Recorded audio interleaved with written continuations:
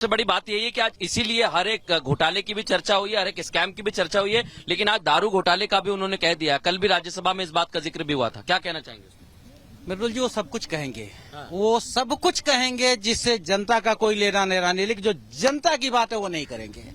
सरकार को नफरत है, जनता के पैसे के नहीं है, जनता से है। भारतीय जनता पार्टी को नफरत है तो देश की जनता से है। और मैं इसमें कहना चाहता हूँ कि सियासत की कुर्सी हिलनी चाहिए, जो काबिल नहीं उनसे कुर्सी छीननी चाहिए। कानून दे नहीं तो हम देंगे, जुल्म करने वाले को सजा मिलनी चाहिए। ये भारतीय जनता जो जुर्म कर रहा है सजा मिलनी चाहिए। एक देखिए जिस तरह से चर्चा हो, इनके यहाँ काबिल वकील थे, उन्हें तो दूध में मक्खी की तरह निकाल कर फेंक दिया। अब ये चल रहे हैं, कभी बने फिर रहे हैं। ये जहां तक शराब घोटाले की बात कर रहे हैं, वो शराब घोटाले में सर्वोच्च न्यायालय ने कह दिया, 2 दिन पहले उन्होंने बेल देने से मना कर दिया और बोला कि सिसोदिया के खिलाफ, मनीष सिसोदिया के खिलाफ इतने पुख्ते सबूत हैं कि उनको बेल नहीं दिया जा सकता है। इन्होंने हजारों करोड़ रुपए का घोटाला करके बैठे हुए हैं। और मृदुल आप वहाँ चले जाए उनके पास, क्योंकि वो में भी सत्येंद्र जैन के खिलाफ इतने पुख्ते सबूत हैं कि उन्हें हेल्थ के आधार पर भले ही उन्हें बेल मिला हुआ है, लेकिन उन्हें जमानत नहीं मिली है। इनके 2 मंत्रियों को अदालत ने, सर्वोच्च न्यायालय ने जमानत नहीं दी है। देखिए सवाल तो संजय जी से ये भी बनता है, क्योंकि बार बार पूछा जा रहा है कि सिर्फ सर्विसेज बिल तक का ये साथ था या फिर अब आगे दोस्ती कहाँ तक जाएगी, कब तक रहेगा गठबंधन, वो भी बताना। भारतीय उनका जवाब ले लेते हैं। पार्टी इंडिया को तोड़ने की जितने भी प्रयास करे, इंडिया का आई भी इनसे नहीं हिलने वाला। लेकिन कल वोट, कल अच्छा मैं एक बात करे शराब सुनिए 1 मिनट। सुप्रीम कोर्ट का कमेंट्स पढ़िए। मनीष सिसोदिया के बारे में सुप्रीम कोर्ट ने पूछा एजेंसी से। और एक फैक्ट और, रुकिए संजय जी सुनिए, एक फैक्ट और सुनिए। आपने कहा कि इंडिया हिल नहीं पाएगा, लेकिन कल उम्मीद थी आपको, उससे भी 7 वोट कम मिले, तो ये किसने हिला दिया? कहाँ से हिल गए? मैं बता रहा हूँ ना, मैं बता रहा हूँ।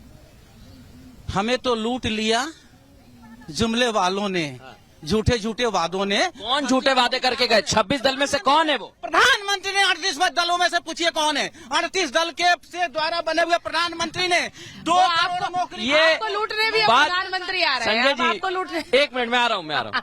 अब आपको लूटने भी प्रधानमंत्री आ रहे हैं। कल जो वोट कम पड़े उसको लेकर जो चर्चा हो रही है, प्रेम जी से पूछ लेती हूँ उनका आकलन क्या है?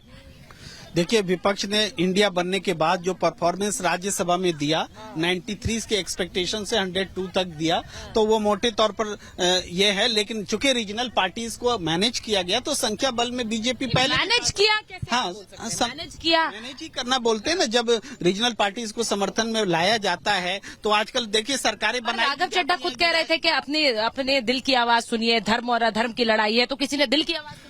देखिए, राघव चड्ढा की क्या बात की जाए। कल आपने भी देखा होगा किस तरह से राज्यसभा में इन लोगों ने फर्जीवाड़े तरीके से सिग्नेचर करके 5 सांसदों को उनका पत्र दे दिया। बाद में उन्होंने ऑब्जेक्शन किया कि इसे कमेटी को भेजा जाए। तो ऐसे लोग तो वहां बैठे हुए हैं। दूसरी बात मैं कहता हूं, कल जो दिल्ली सर्विसेज बिल पास हुआ है, वो दिल्ली के 2 करोड़ जनता की जीत है। वो यहाँ के वो चीफ सेक्रेटरी की जीत है, जिसे घर पर बुलाकर केजरीवाल पिटवाते हैं। वो यहाँ के वैसे अधिकारियों की जीत है जो IAS IPS बड़े कड़े मेहनत करके बनते हैं, और इनके 2 टके के जो विधायक और मंत्री हैं वो उनके ऊपर जानते हैं। जनता 2 करोड़ जनता की, ठीक है, वो कह रहे जनता की जीत है। हार किसकी है मृदुल? मैं बताता हूँ इनको, ये भारतीय जनता पार्टी के कितने नाम दूं, लेकिन एक मैंने लिख रखा है। और मृदुल जी आप सुनना जरा गौर से। 56 इंच का सीना है, देश लूट कर जीना है, काला धन बस बातों में, आग लगी दिन रातों में, अच्छे दिन की आड़ में, देश को झोंका भाड़ में, जुमलों से बर्बाद किया।